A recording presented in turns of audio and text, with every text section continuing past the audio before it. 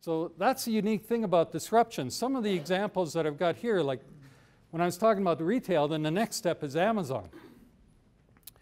And they have definitely disrupted the retail business, and they're now a very viable concern, growing very fast with, I think, 50,000 employees versus 2.1 million for Walmart. So they've got an interesting model going. BlackBerry, you might not even recognize this. This is the old BlackBerry. I actually had one of these. Back in the day, I'll never forget that thing. BlackBerry is a little different. It's more of what you call a new market disruption. So I've talked a lot about low-end disruption. The other one is new market disruption, where you actually bring more customers, you enlarge the pie. So you touch more customers. Let me give you a great example. The Nintendo Wii. Anybody here have a Nintendo Wii? Okay, anybody here have a Sony PlayStation or an Xbox 3?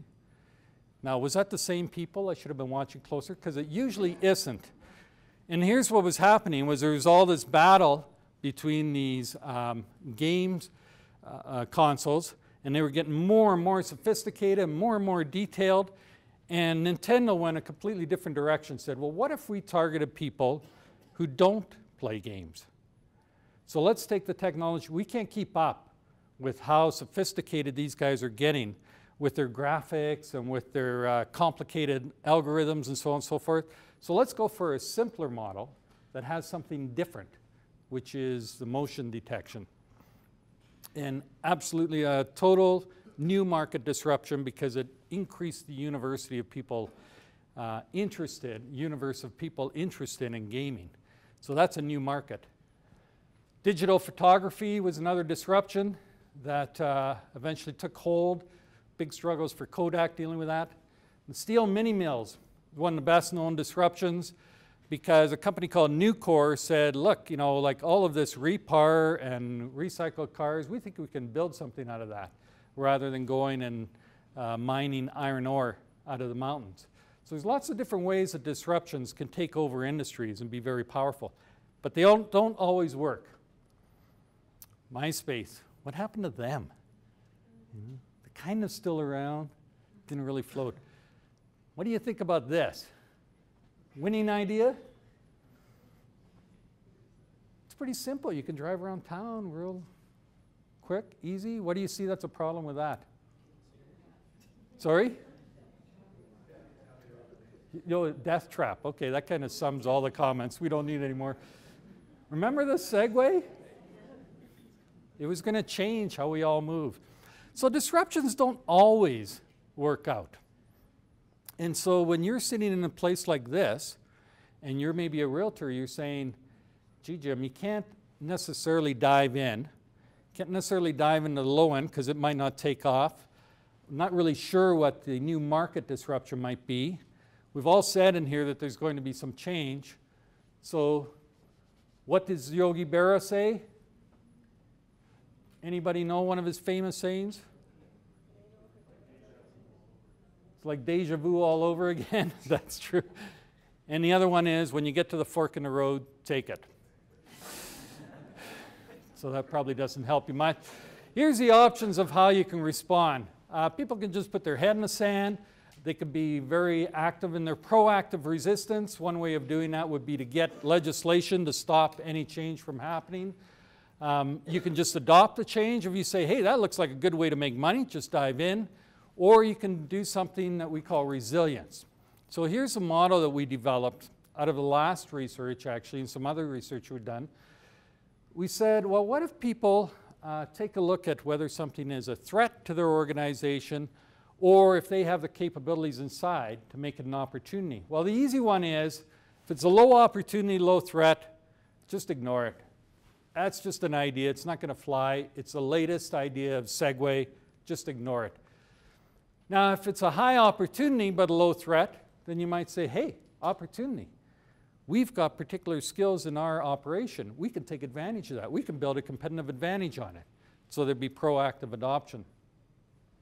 Also, the easy one, if there's a low opportunity but a high threat, if you feel that this change is really out to destroy your industry, than proactive resistance. And honestly, we saw a lot of that. Certainly a lot of that in the US with the National Association of Realtors in the early 2000s. And they said, whoa, we don't like this change. And we're going to do everything we can to stop it. And a lot of the states set up lots of regulations on what's minimum service levels and so on and so forth. Competition bureaus got involved. That's how proactive resistance starts. And then there's this group of people who say, well, yeah, this is threatening, but maybe we can get an opportunity out of it.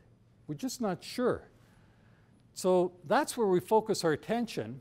And if we take that little diagram down to the bottom here and say, okay, so we're looking at that one corner where there's high threat and high opportunity.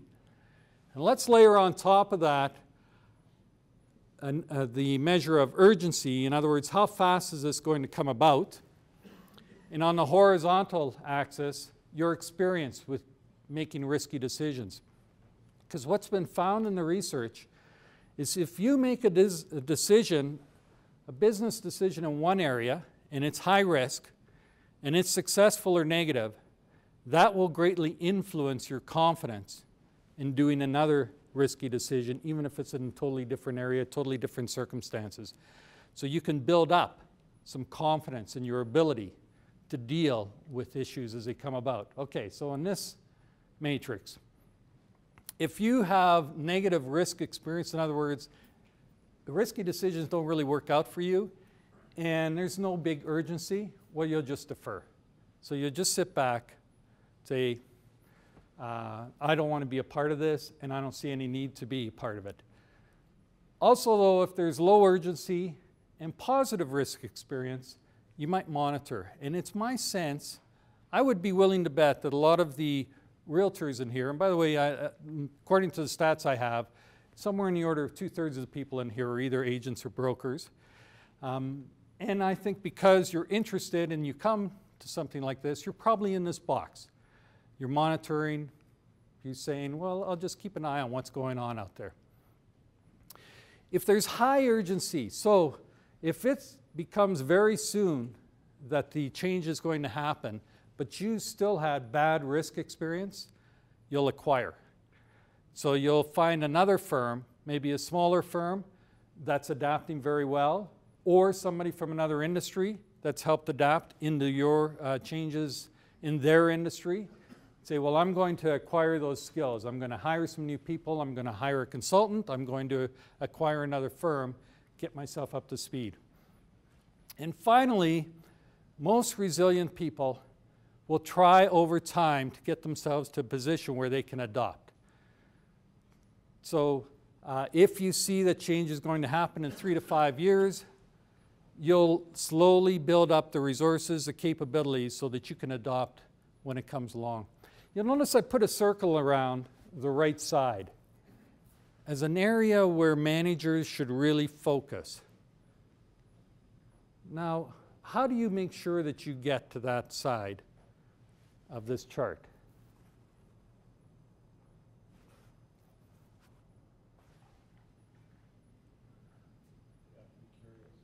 You have to be curious. Yes? Expectation of positive outcomes, very good. Somebody over here had a... Push the boundaries, absolutely. So that's, gain that experience. You have to give people, one of the big fears I have with everybody having BlackBerries and checking with their boss all the time is how do the people who work for you build that positive risk experience? So that's one message I pretty much give to any business crowd I talk to, is if you want to be on the right side where you're really in control of what happens, you can't control the timing, but you want to be on the right side there, because then you are able to choose when you should be monitoring and when you should be adopting. That means that you have to give people positive risk experience opportunities. And ironically, what that means is the more failure they have, if they're good people, you got to give them more chances to build up that positive risk. And there's lots of great stuff. Actually, Honda has this phenomenal video called Failure, the Secret of Success. And it's all about how taking chances, experimenting, That's the way that you keep yourself on that right side so you're as nimble as can possibly be and able to take on new opportunities. Okay, so industries that have suffered, travel agents, stockbrokers, little old ladies who used to match people up, they all took a hit with the internet coming on. Why them and not real estate or real estate yet? Okay, so this is exercise number 2 with the person close to you. Identify 2 reasons why real estate hasn't fallen the way of travel agents and stockbrokers and matchmakers. Okay, so let's hear some ideas. Okay, yes, we got an idea right up here. I think the buyer controls the equation in this because the buyer doesn't pay anything to have a realtor represent them, and then the realtor that's representing them isn't going to buy from a we list. They're going to buy from another realtor. Okay, so this is a, your name, sorry? James. James has a complex and very thorough explanation that in the case of real estate, the buyer is in control.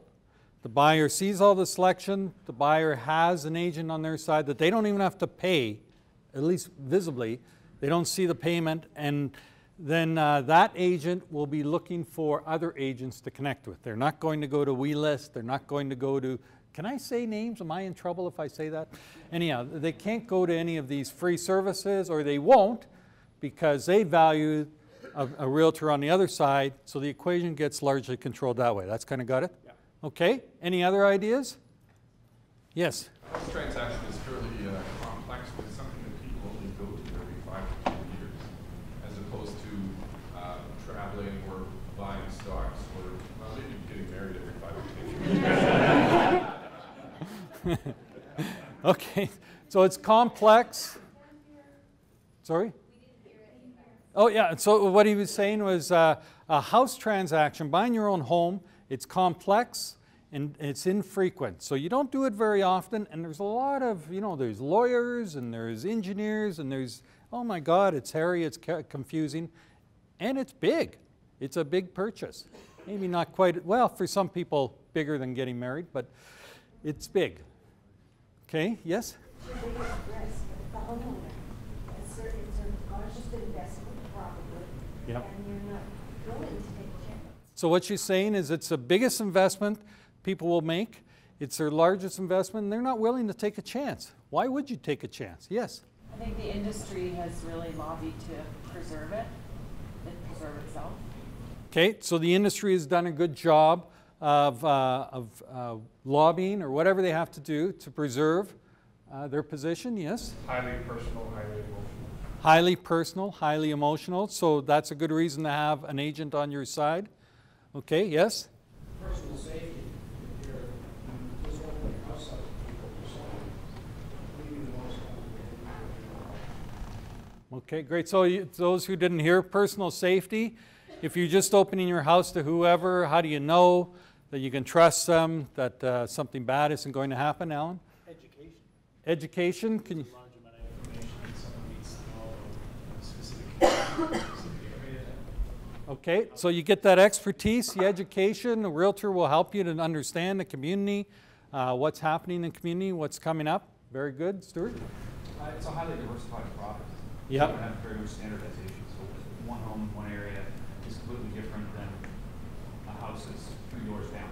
So if I was trying to sell and said you can have any color you want as long as it's black, it's probably not going to fly. Exactly. Okay, good. It's licensed and legislated.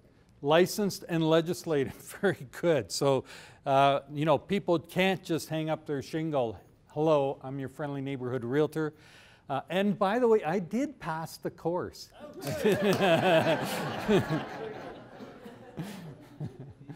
Myrna? No, I'm just going to say, with respect to legislation, it is difficult for people that wanted to come up with a new model to do real estate.